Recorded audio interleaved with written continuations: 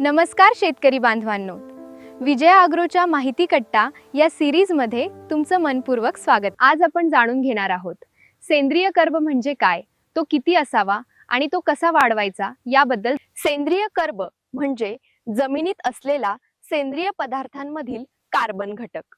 सेंद्रिय कर्बाचे योग्य प्रमाण 0.75% ते 1.5% असून 0.5% पेक्षा कमी प्रमाण म्हणजे नापीक जमीन, तर 1% पेक्षा जास्त प्रमाण म्हणजे सुपीक व जिवंत जमीन होय। महाराष्ट्रातील बहुतांश जमिनीत सेंद्रिय कर्ब 0.3% ते 0.5% दरम्यान आहे। सेंद्रिय कर्बामुळे जमिनीची सुपीकता वाढते, पाणी व अन्नद्रव्ये धरून ठेवण्याची क्षमता सुधारते, जमिनीतील सूक्ष्मजीवांची संख्या वाढते आणि पिकाचं उत्पादन व दर्जा सुधारण्यास मदत करते। सेंद्रिय कर्ब वाढवण्यासाठी विविध पेंडीनियुक्त खते, शेणखत, कंपोस्ट, गांडूळ खत व कोंबडी खत यांसारखी सेंद्रिय खते वापरावीत।